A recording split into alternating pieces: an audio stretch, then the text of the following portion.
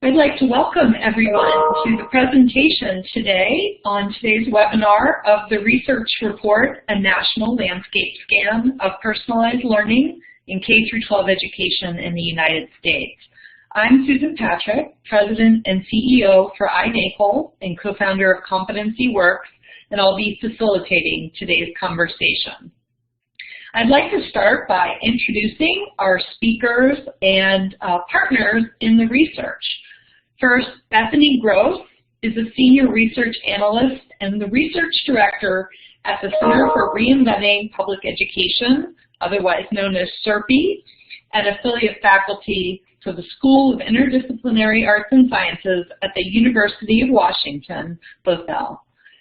Dr. Gross oversees CRPE's research initiatives, including analysis of personalized learning initiatives across the country, portfolio management strategies, and charter schools. She's an authority on systemic strategies to help families access school choice, including unified enrollment systems, information systems, and other efforts. Also, we have joining us today, Chris Leon-Vergara, the Chief of Learning Innovation at LEAP Innovations, a catalyst for education innovation. He's a former high school English and science teacher, and prior to LEAP, did work in New Orleans on whole school redesign for personalized learning. Jake Williams is also with LEAP and part of the Education Pioneers Fellowship. He currently serves as a research projects coordinator, and his work there includes data management and analytics, as well as working to measure the impact of programs such as the LEAP Pilot Network. So let's begin. Today's webinar is going to cover the background of this research project that led to 2 national surveys to look at personalized learning across the United States. LEAP Innovations will cover their personalized learning framework, which was the foundation for the teacher and student surveys. Bethany Gross from CRPE will go over the findings from the report, and we will have questions and answers. There'll be time to pause in the middle of the presentation for questions, so please use the chat box. If you look on the lower left-hand corner of your screen, for people as they're signing in or introducing themselves, the organization or school that they're with, and where they're joining us from, please use this chat to type in any questions that you have throughout the webinar. While I'm facilitating, I'll be collecting those questions and presenting them to the speakers. In the middle and at the end, we'll have time for Q&A. So let's begin. What is the Personalized Learning in K-12 Education National Landscape Scan project? Well, the goal of the project, there was no national study that was examining how personalized learning was emerging with implementation and scaling across the United States. So we dug in and put together a national study to look at the different aspects of personalized learning, the trends and future directions, and what we can take away from these findings. And specifically, there were 2 nationally representative surveys, one for teachers and one for students using LEAP's personalized learning framework. So why did we do this? We believe that K-12 education in the United States is at the earliest phases of a transformation. If you look across the globe, there are countries, some of the more advanced countries that are our highest performers, education systems have been doing personalized learning since the early 2000s and mid-2000s. The OECD organization that studies the 30 highest performing countries across the U.S. has been writing about best practices in personalized learning since 2004 and 2005. Countries like Canada and New Zealand have been implementing personalized learning approaches nationally since 2007.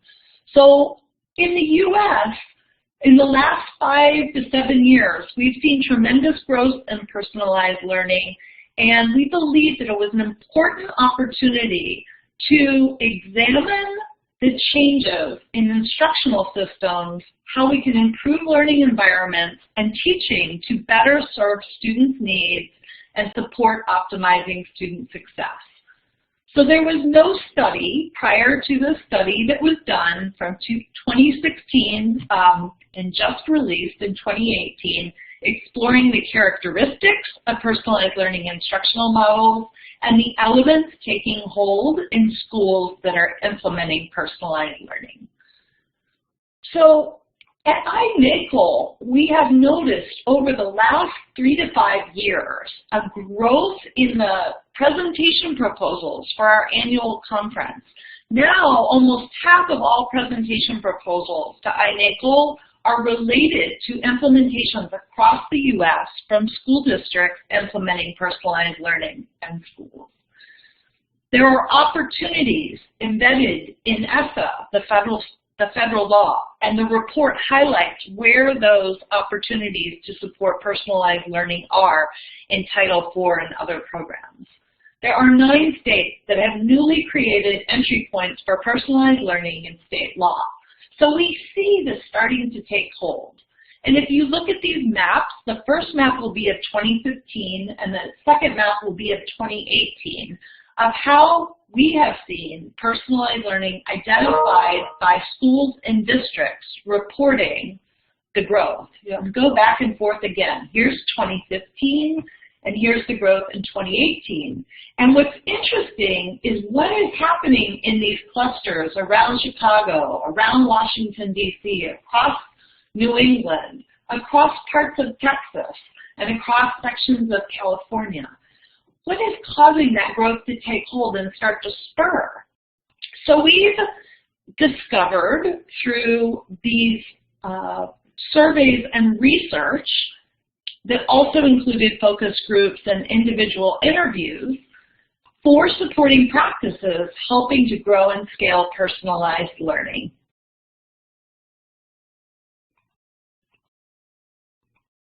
And those practices are the development of professional learning communities, the use in schools of learner profiles that have both academic and more holistic data about students and what their passions are and interests and needs so that schools can better meet students where they are. The focus on empowering students and learner agency as reflected in the use of learning progressions of students over time and integrated student supports and student support services. So to conclude on the background of the personalized learning national landscape scan in the U.S., iNACOL sought to partner with CRPE to lead the research with LEAP Innovation on the use of their outstanding surveys that they have, teacher surveys and student surveys that they've used within their own populations and that have been used nationally for the Next Generation Learning Challenges grants, and the University of Chicago's NORC program, which does research and implements and administers the survey. So we're thankful for our partners to carry out this research and the conducting of these 2 national surveys, one of teachers and one of students. And with that, I would like to turn it over to Chris from LEAP to talk about the domains and the personalized learning framework that LEAP has researched and published. Chris, over to you.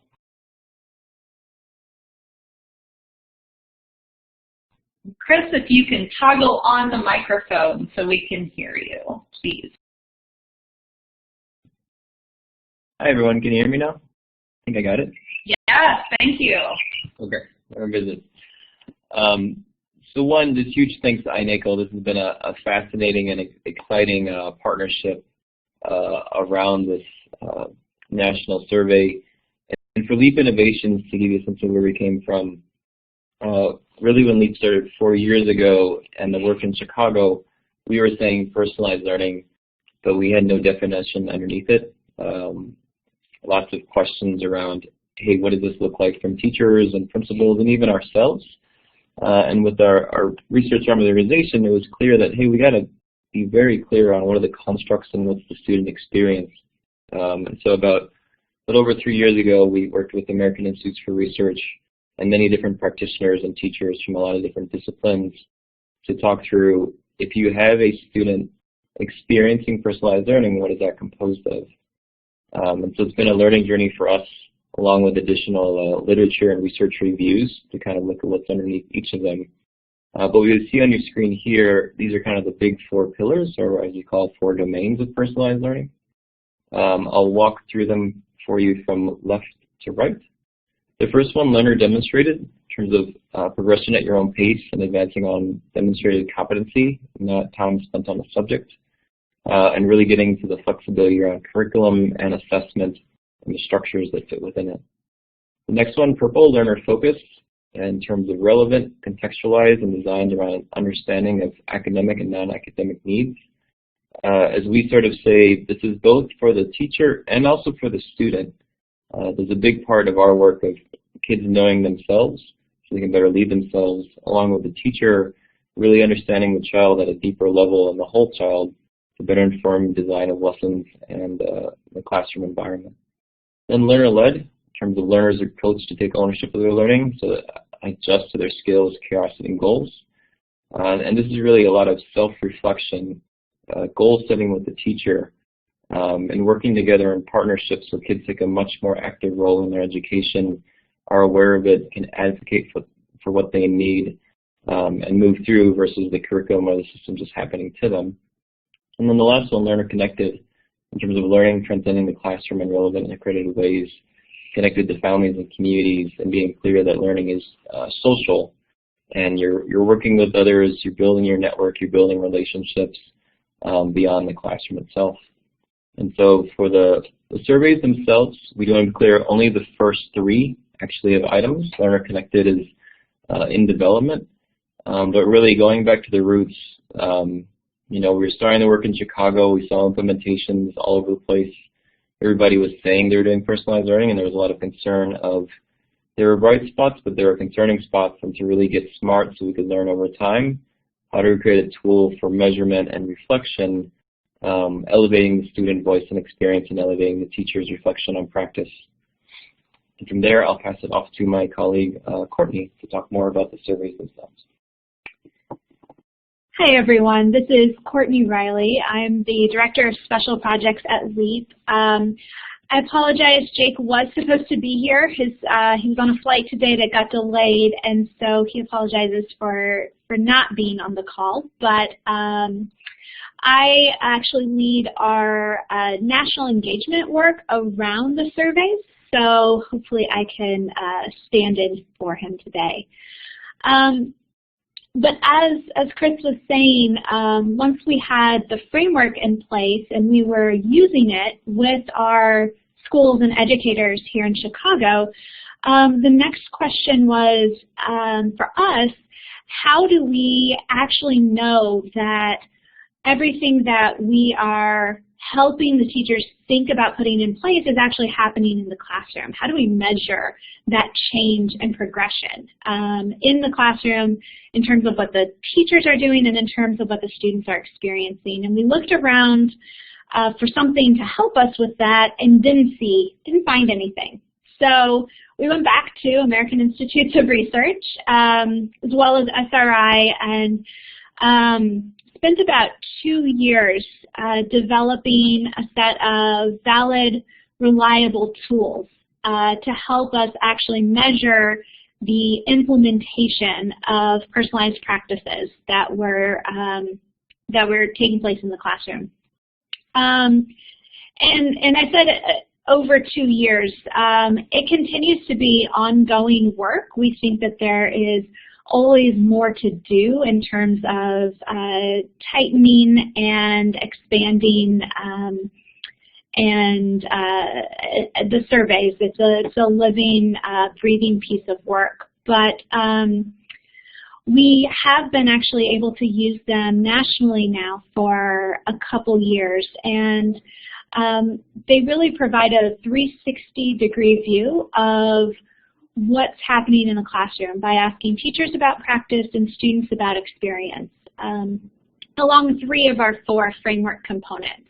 So learner-focused, learner-led, and learner-developed all have sections on the survey with constructs that enable us to say where a classroom is, where a school is, and where a district is on those three components along a continuum of growth. And we've started to see schools and districts and teachers being able to use these as a measure of growth over time. And then we're also able to provide some comparative regional and national data. And so we're really excited about iNACOL using these surveys in their national landscape scan because it really allows all of the other districts that we're working with who are doing it, using it at scale within their districts to place themselves within this national context. So we're really excited to have this partnership. Thank you, Courtney, and thank you both so much for the use of the LEAP personalized learning surveys. It was just wonderful for the entire field to not have to reinvent the wheel in creating a new survey for understanding personalized learning. And so those of you in states, in districts, and in schools, please know this wonderful tool is out there, and the LEAP team has been terrific in sharing and helping and collaborating and allowing the use of their surveys. So thank you so much. Let me go ahead and take any questions that we might have right now on background or the personalized learning framework or the surveys. I haven't seen any questions come in yet, so feel free to type in your questions in the bottom left-hand corner in the chat box. And if I don't see any come in, we will keep moving, knowing that there is time for Q&A at the end, because I'm sure everyone's eager to dig in to the research findings with Bethany Gross. So Bethany, let's go ahead and dig in from the research at CRPE and University of Chicago at NORC on the findings from the report on personalized learning in the U.S. Bethany, thanks. Thanks so much. So I'm going to be asking Natalie to advance the slides for me because my whole webinar setup isn't quite working right. But again, thanks to Courtney and Chris for setting up and explaining the LEAP surveys. So Natalie, if you don't mind advancing to slide 14. So as Susan said at the start, given the growth of personalized learning engagement and the deepening of our understanding really of what it takes to personalize learning as described by Chris and Courtney earlier, you know, iNACOL felt like it was a really good opportunity to do a national pulse check on the extent to which the core elements of personalized learning, or what's coming to be understood as personalized learning, are present in our nation's schools. So an important thing to remember is that in this national landscape, for the most part, we are reaching out to educators who weren't necessarily part of some big personalized learning initiative. This is just the work that they do and the way they understand teaching and learning outside of any specific initiative around this. So it's an important thing to keep in mind. So just to advance to slide 15, just as a quick reminder, Chris described this all earlier, the survey that we used drew very heavily from the LEAP surveys, and specifically because we were administering a national survey, we kind of had to have a nice short survey that we were administering. We focused on three domains of the LEAP learning framework, and specifically the domain of learner demonstrated, so the extent to which the learning experience allows students to sort of advance based on demonstrated competency as opposed to time spent on a subject. the extent to which the work was, the classroom is learner focused, so it's where the educational experience of kids and the content and activities kids are engaged in is really relevant and contextualized in their own experiences. And then finally, the learner-led domain, which focuses on the extent to which students themselves are really taking ownership over their learning and having some substantial say as to what and how they're learning. So when we, we administered the surveys in partnership with NORC and LEAP, these were the three domains we were really focused on. So moving on to slide 15. So as Susan said earlier, we conducted these national surveys, and so we reached about 3,000, or a bit more than 3,000 teachers in all grade spans and all core content areas. And on the next slide, slide 17, you'll see that we also reached about 1,100 students in grades 5 through 12. In the next few slides, I'm going to show you some of the most striking themes and data from the report. I should say that given our short amount of time here, and because we do want to give you the chance to ask questions, I'm not going to be able to cover everything that's in the report. There's quite a bit of information in there.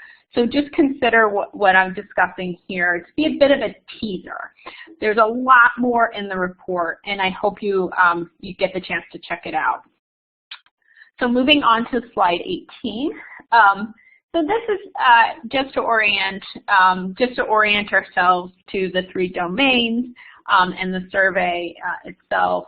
So the LEAP learning framework, as we mentioned, has we drew from these three domains: learner demonstrated, learner focused, and learner led. There are several items that are included on the survey that contribute to our understanding of each of these domains. But just to get us started, I wanted to sort of show you for the elementary and middle schools kind of the pattern across these domains. So specifically what you're seeing here is that, there is actually quite a lot of engagement of sort of learner-focused classrooms. These are, classrooms, as we said, that where, teachers are really trying to understand their students as individuals and individual learners and capture that in the work that they have students engaging in. We, however, did see that the other two domains, the engagement is a bit more formative. So to the extent to which students are navigating through their learning based on competency, and the extent to which students are really owning and controlling some of what they're learning and how they're learning is still a bit emergent. So this is these are the scales for the elementary and middle school respondents, or the elementary and middle school teachers. We've also done these for the high school teachers, but I would say that these scales are still being developed at the high school level, and the conclusions from them should be viewed as a bit more tentative. I would say, though, these patterns that we see a fairly strong learner focus, but more emergent and formative experiences around being learner-led and learner-demonstrated are pretty consistent with what we see in the high school. But as I said before, those should be a bit more tentative. For the rest of this discussion, however, I want to dive into each of these domains and really kind of explode a little bit what is in each of them. As I mentioned before, each of these scales, as I've represented here, are really the composite of several different questions, and there's a lot of really interesting detail in those questions. So advancing to the next slide, so slide 19. So that I would say the overarching story that we saw emerging, and I'll try to represent that for you on the next few slides, is that we see teachers nationally on average are building relationships with their students and trying to provide them a strong student-focused experience. But that experience, as we see it, is still stopping a bit short of being student-driven. And I'll get into this in more detail. So moving on to slide 20. So the first conclusion that we drew out of the surveys is that teachers often have a student-centered orientation. Teachers understand their students as learners and try to use that understanding to shape their students' learning experiences. So just to give you some information on this. So on slide 21, the next slide, this is what we see here is that more than most of the teachers, as represented on this slide, say to us or report to us that they understand or feel like they understand their students' strengths in learning and what their challenges are in learning.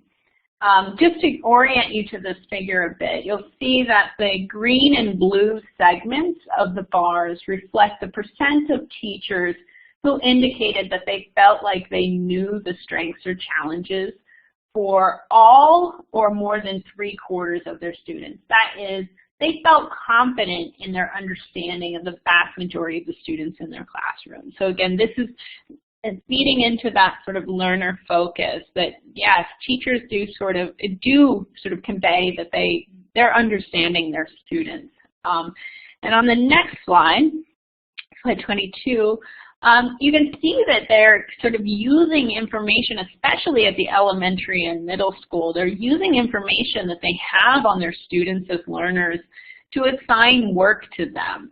So to really make sure there's a nice match between what students are working on and what data is revealing is important for their learning. On the next slide, it goes beyond just understanding the kids as learners. Again, the focus is with the focus being on students. Here we see that the majority of teachers are, excuse me, feeling really strong about understanding their students' community context. Again, the majority of teachers are reporting through the surveys that they really understand the community context for all or more than 3/4 of their students, the vast majority of their students. And they're also reporting to us that they try to incorporate the community in their learning and the assignments that they prepare for students. About 60% of teachers reported incorporating students' interest into their lessons about at least half of the time. And more than that, teachers were also reporting to us that they were trying to draw in the outside world into their lessons, and quite frequently, in fact, over 80% of teachers reported that they were trying to make connections to the outside world at least half of the time.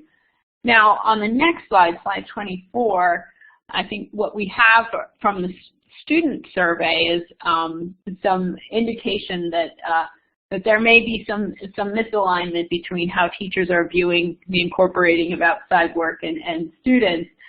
Students were a bit more mixed as to whether they felt like their learning was connected to the outside world, and I would say this is probably an area where we might explore whether students and teachers have somewhat different expectations and understanding of what connected learning looks like. Again, I'll say that there are a lot more details in the report about the relationships between teachers and students, as well as some important variation that we see between elementary, middle, and high school teachers on this front. Quickly, I'll just say that as has been reported elsewhere, and this is not a new a new understanding for us. High school teachers are less likely to report understanding their students' learning interests and challenges, and they are less likely to report understanding all or nearly all their students' community context. This is, no doubt, at least in part due to the fact that our high school teachers on average are serving many more students at any given time than is typical in elementary and middle schools, but it is something for us to keep in mind. So moving on to slide 25, this is the second conclusion we drew out of the survey, and it's that learning overall, though being student-centered, does seem to stop a bit short of being student-driven. Most teachers, as we started to see in the survey, are still pretty reluctant to give students a lot of control over their pacing, their content, and their learning activities. So I'll explain this a little bit more. So on slide 26, the next slide, what we're seeing here is that we've got 3 items that really probed teachers on the extent to which they kind of allow kids to flex in their pacing. And the one on the top looks at the extent to which students can demonstrate proficiency at any time during the unit. Whether the second item has to do with whether they can move ahead if they seem to be learning faster, and the third is really a fairly high bar, and it's can they skip ahead of a unit? Can they just skip out of a unit if they seem to know mastery at the beginning of it or seem to understand that unit at the beginning?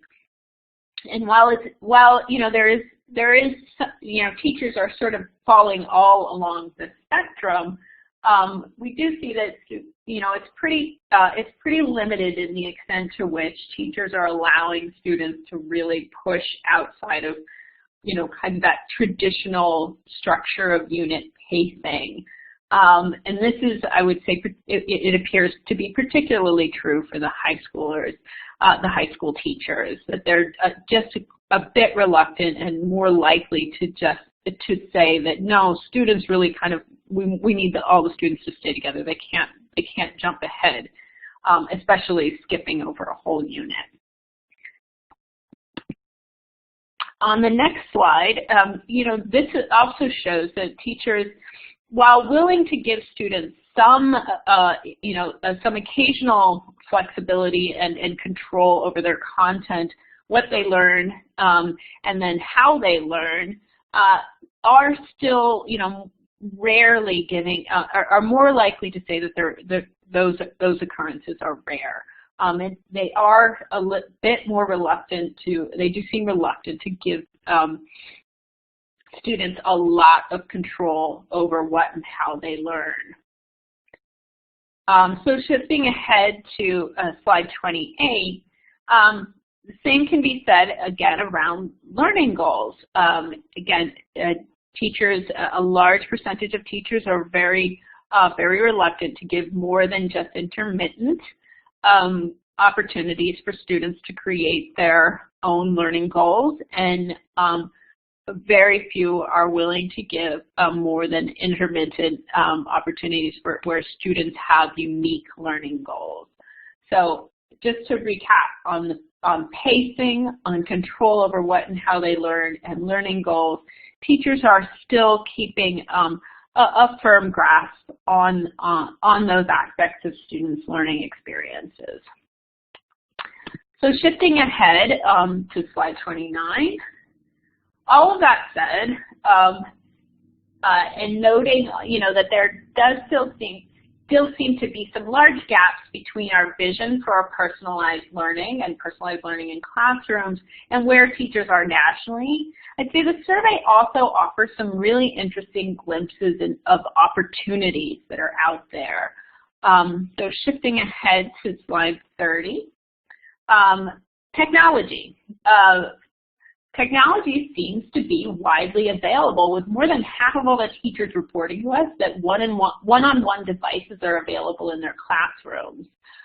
Of course, technology is not a guarantee of personalization, but it can be a very useful tool for teachers as they try to create more personalized opportunities and environments for students. And the availability of one-on-one devices or one-to-one devices is really helpful in that. Shifting ahead to slide 31. When we looked at survey responses for a sample of teachers that were really engaged in personalized learning, so folks who were really starting to think about personalized learning in a very systematic way, we were encouraged to see them starting to push a bit on some of the tougher things that we noted in the national survey. There was a gap, a small but statistically significant gap, and between their willingness to give students a bit more control, to give more flexibility around pacing, than was offered in the national sample. So again, we cannot say in this with this data because that being part of an initiative pushed them. We don't have before and after data, but what we can say is when folks are focused on that, when there is an explicit initiative, we actually see them, pushing a bit on some of the tougher elements of giving up control and giving flexibility and pacing, and we think this is encouraging. And now looking forward, moving on to slide 32. For those who are seeking progress on personalized learning, I would just to sum this all up. This scan suggests to us that the next frontier is to really explore how to shift more learning into the hands of students. It is an area that we saw is, that is still pretty tightly held, that teachers are tightly holding onto. But when given the chance and given the engagement, we do see teachers who are willing to kind of to let go and give students more control.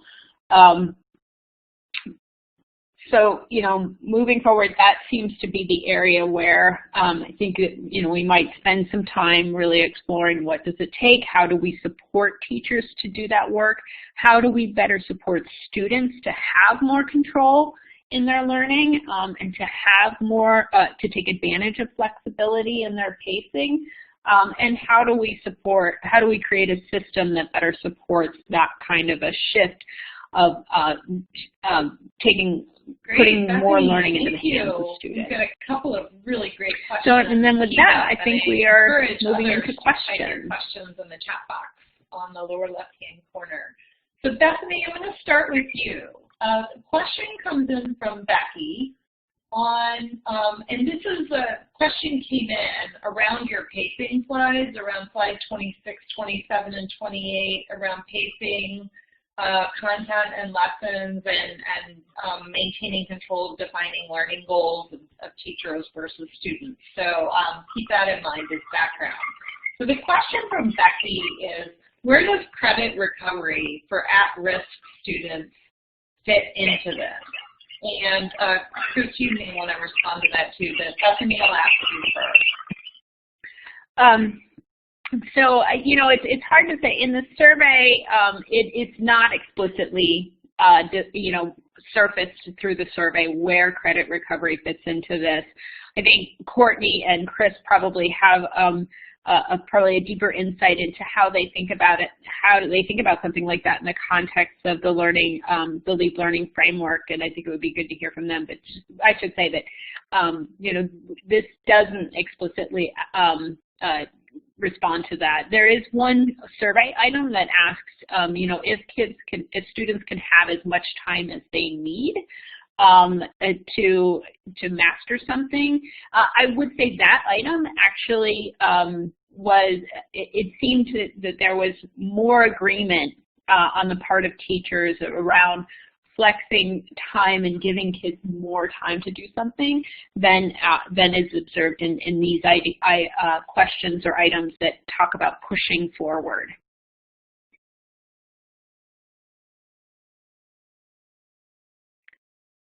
But I'd be curious to hear from Chris or Courtney. Sure, this is Chris and Courtney. We're on the mic now? Okay, your mic going. Go ahead, Courtney. So within the survey, what we ask teachers and what we ask students to do specifically is to answer the questions on the survey for a specific teacher and with a specific class in mind. And so I don't think that we have actually had a specific credit recovery classrooms that have participated in the surveys with us. On the teacher side, we suggest that they think about a classroom as they're responding, and we do ask them what grade of class they might be in, and we ask them kind of what subject area that might be in. But we don't, again, necessarily know if it is a credit recovery class. So I don't think that we have results necessarily that suggest what that looks like.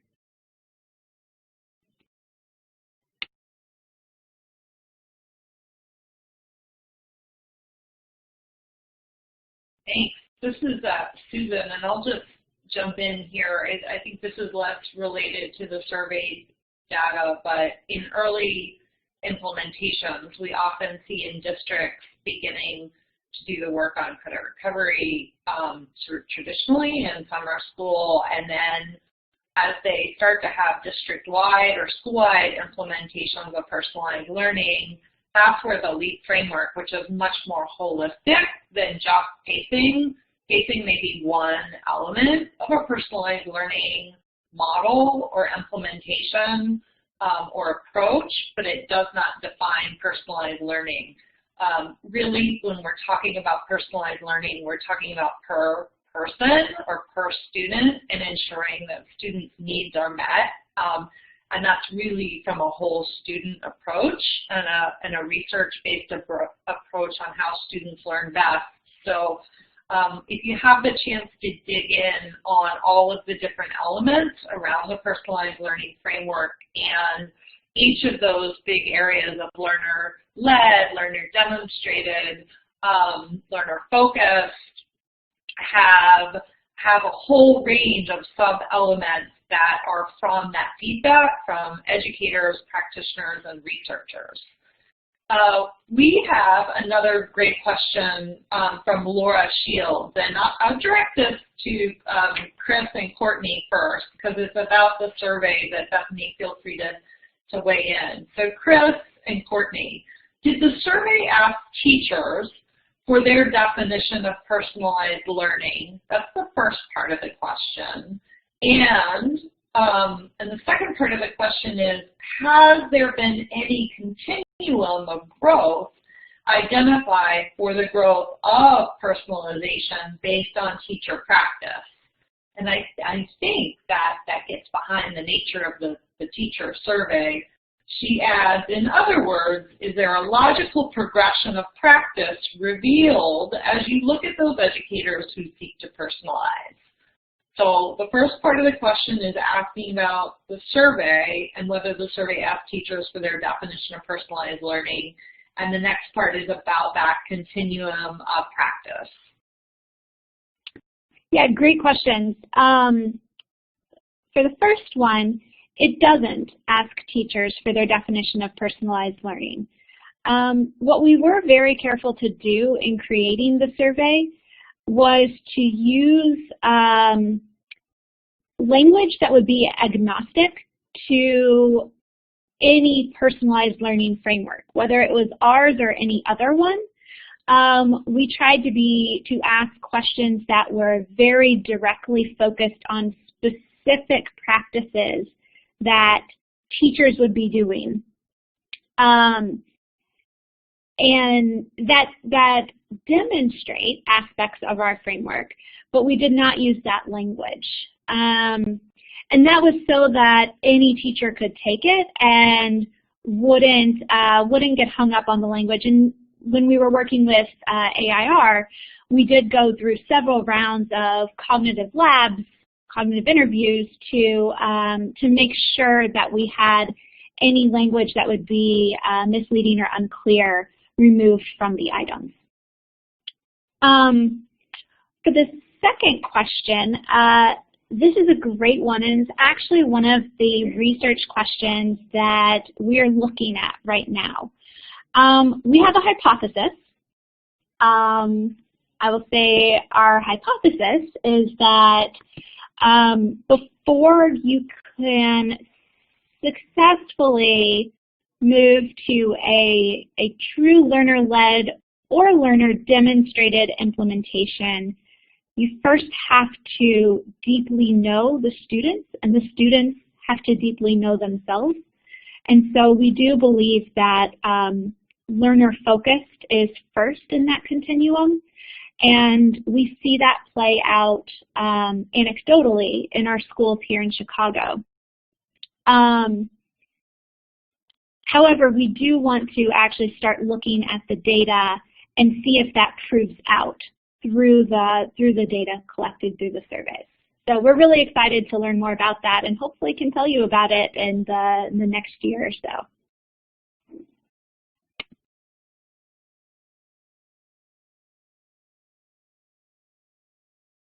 Bethany or Chris, did you want to talk about, I think, some of the early feedback too, as you are working with so many schools, Chris, across the Chicago region, that you have teachers coming in that are newly implementing different designs of personalization, different methods, different designs. And part of the reason of the creation of the framework was really educators asking you to help put together a progression of practice, essentially, to help say, where am I building my strengths, and where are other areas where we want to grow and build in more personalization for students in our classrooms. Can you talk a little bit how you think of what you see in the continuum and the region? And Bethany, I'd just be interested in your studying nationally the different Next Gen Learning Challenges grantees, what you've seen in terms of that continuum of growth for practitioners too.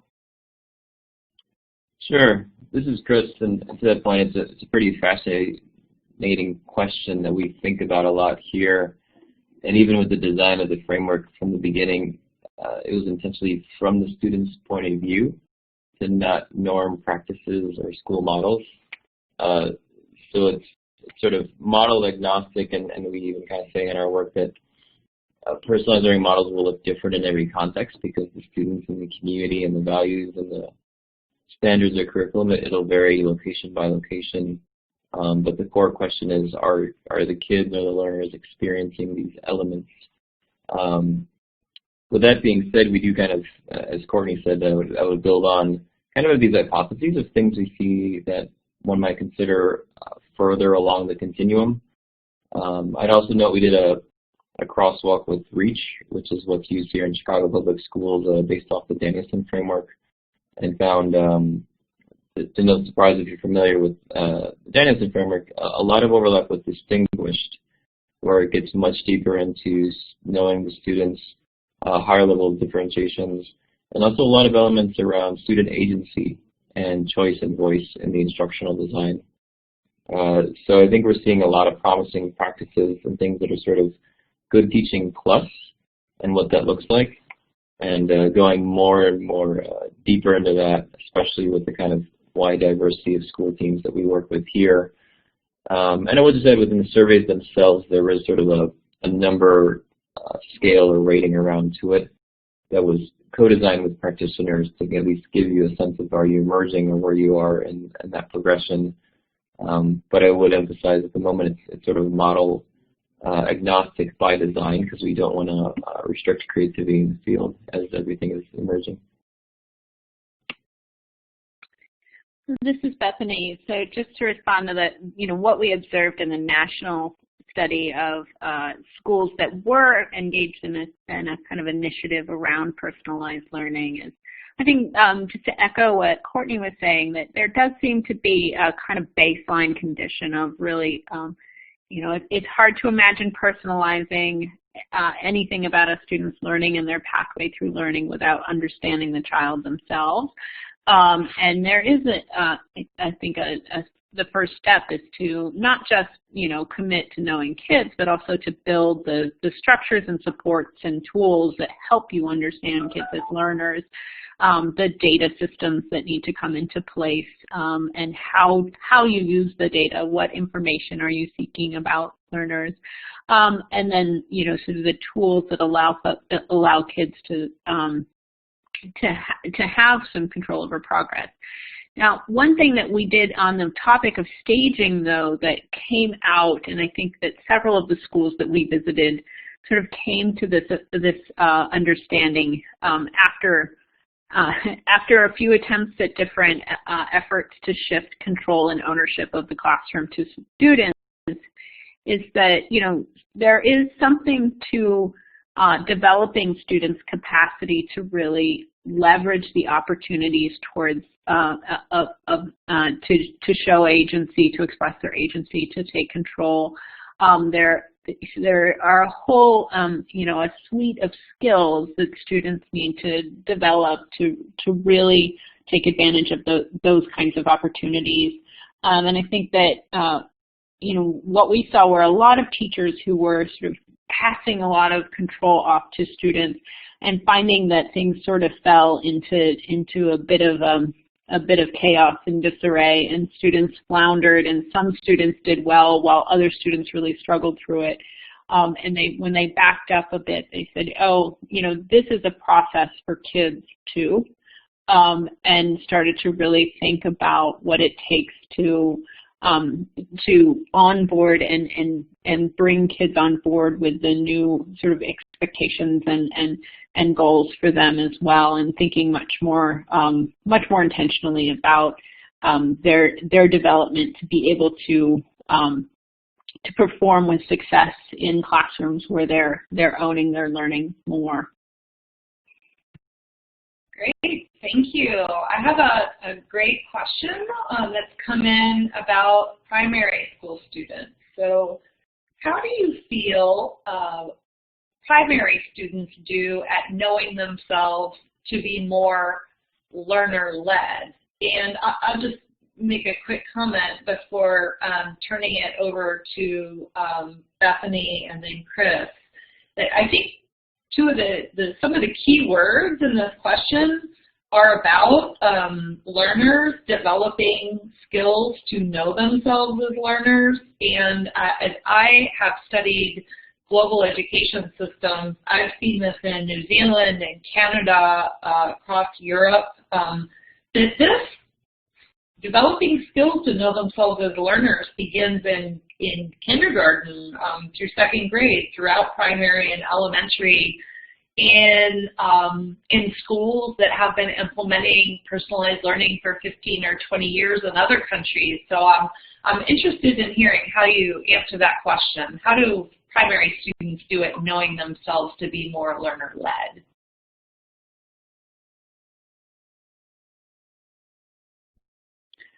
Well, I'll start off, but I think that the LEAP team probably has an even more up-close view of this in their schools in Chicago. But I would say, actually, little kids are great at it.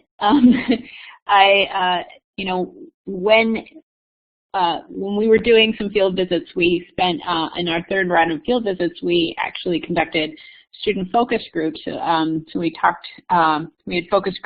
conducted about 70 different focus groups across all of our sites, and we had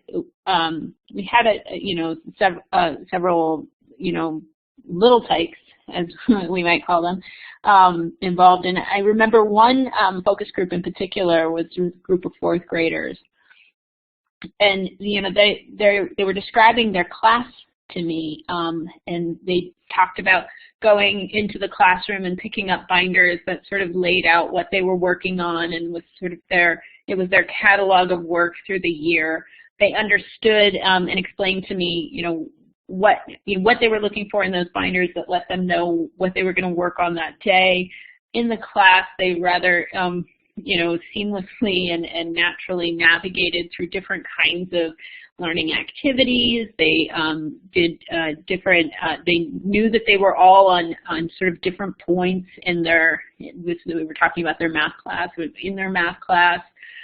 They talked about going to a friend to get some help before going to the teacher, or when they needed to get to the teacher versus when they're kids. And, and I naively asked one of the kids, how did he feel about this? Did he wish his teacher gave him more direction? Did he wish everybody was just doing the same thing? And he looked at me completely baffled as to why, who would ever think to do that? This became what was so striking about these kids is that the experience in the learning environment they were describing, they described it as very natural to them.